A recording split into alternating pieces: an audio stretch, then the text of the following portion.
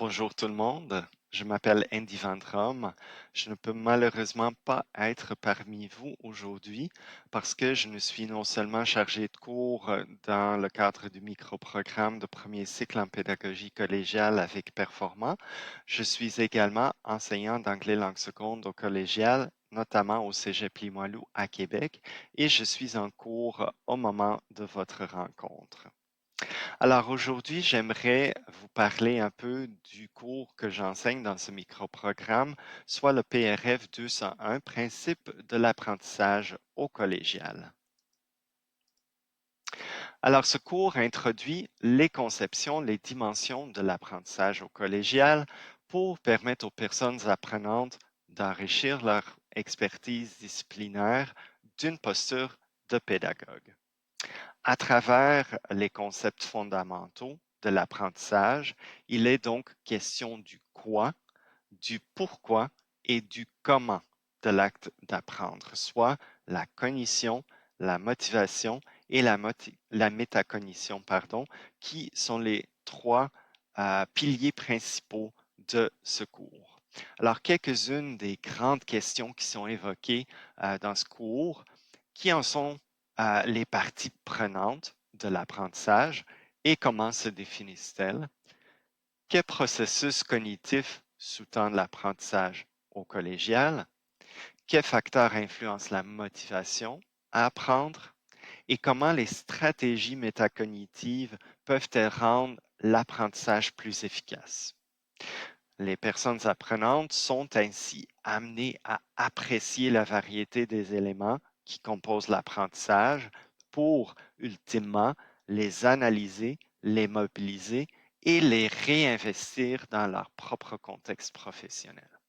Alors, il s'agit réellement d'un cours d'initiation, d'introduction, où certes, il y a bon nombre de concepts qui sont abordés, mais le but n'est très certainement pas d'accumuler une panoplie de connaissances déclaratives, euh, mais plutôt de venir outiller les personnes apprenantes à pouvoir mobiliser ces concepts dans leur propre pratique professionnelle. Plus spécifiquement, le cours est structuré autour de 5 modules. Donc, il y a un module d'introduction qui vient en quelque sorte mettre la table, dans lequel on vise à définir qu'est-ce que c'est que l'acte d'apprendre. Cela passe par l'adoption d'une démarche réflexive. Cette démarche-là nous suivra tout au long de la session, notamment par le biais d'un journal de bord. Je reviens là-dessus un peu plus tard. Ensuite, le cœur du cours, les trois piliers, la cognition, la métacognition, la motivation. Et dans le dernier module, on vient mettre le tout ensemble afin de créer, afin de développer une vision plus englobante, plus holistique des différentes dimensions de l'apprentissage, ce qui se fait par le biais de la réalisation du TP2. Alors, à cet effet, il y a deux composantes au cours. D'une part, il y a la plateforme Moodle qui est utilisée pour diffuser des contenus de toutes sortes. Donc, des textes, des articles de vulgarisation, des vidéos, des contenus audio, des exercices autocorrigés, des quiz interactifs conçus par exemple avec Genially. L'idée ici est d'offrir, de mettre à disposition des contenus de divers types et formats pour permettre aux personnes apprenantes de s'approprier les concepts du cours. Mais tout en admettant les contraintes d'un cours en ligne, l'idée est réellement de faire vivre aux personnes participantes un laboratoire vivant de l'apprentissage, notamment en mettant en place des méthodes d'enseignement actives et inclusives et en modélisant des stratégies d'apprentissage diversifiées pour permettre aux personnes apprenantes de se situer au cœur même de l'activité pédagogique. Et cela se déroule sur la plateforme Teams.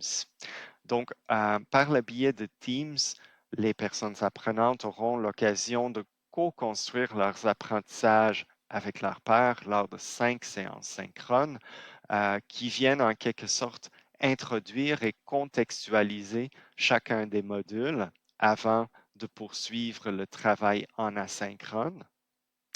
Mais pendant ces moments asynchrones, la plateforme est toujours utilisée pour les interactions, les échanges, soit sous forme de texte ou d'enregistrement audio, qui permettent de partager, de mettre en commun des réflexions et des analyses. Donc, l'idée est réellement de mettre à profit les diverses perspectives du cours, plutôt des personnes apprenantes du cours, afin d'enrichir, dis-je, la pratique de tout le monde. Alors, un exemple d'une activité qui revient à quelques reprises au cours de la session, parfois en synchrone, parfois en asynchrone, ce sont les études de cas.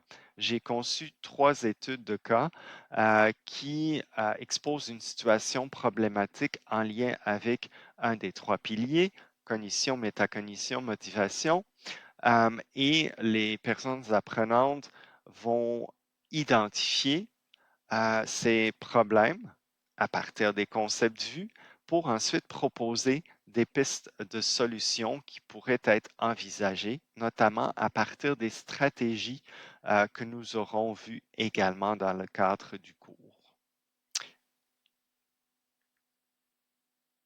Finalement, quelques mots sur les évaluations. Donc, je vous ai parlé d'une démarche réflexive. Alors, elle se traduit par la tenue d'un journal de bord tout au long de la session.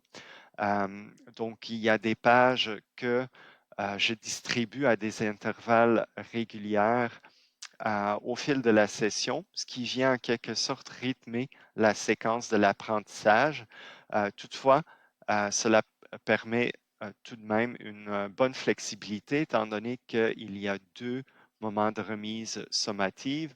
Donc, les personnes apprenantes peuvent prendre un léger retard, ensuite se rattraper.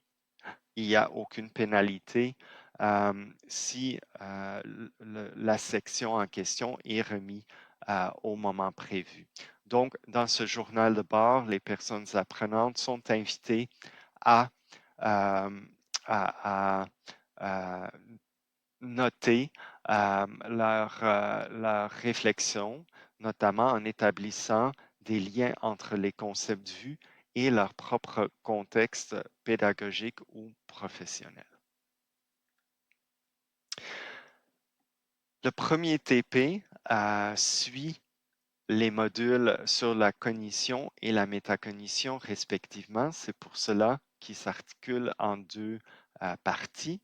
Partie 1, présenter une activité d'apprentissage en établissant des liens avec les principes fondamentaux du développement cognitif. Dans un deuxième temps, après ce module en question, planifier et évaluer une intervention métacognitive qui pourrait s'arrimer à cette activité d'apprentissage. Et en fin de session, après avoir analysé 3 études de cas, il est au tour des personnes apprenantes de concevoir leur propre cas à étudier et analyser. Pour cela, elles vont s'appuyer sur des informations issues des portraits de leur propre réalité pédagogique. Donc, l'idée reste toujours et encore de rendre le tout le plus concret et le plus pertinent possible pour la personne dans son propre contexte. Et dans un deuxième temps, de travailler en paire, donc en dyade, pour analyser le cas d'un ou d'une collègue et d'émettre des commentaires non sur la qualité de l'intervention, mais plutôt sur les concepts mobilisés.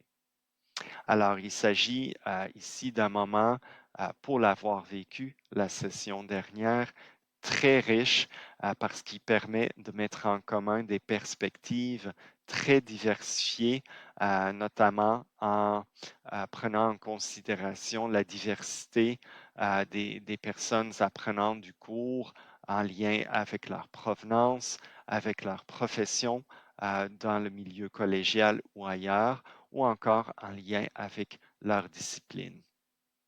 Alors voilà, j'espère vous avoir donné une meilleure idée euh, des contenus de ce cours à travers ce petit survol, mais aussi et surtout de vous avoir donné envie de recommander ce cours au personnel de votre collège. Alors, je vous remercie de votre écoute.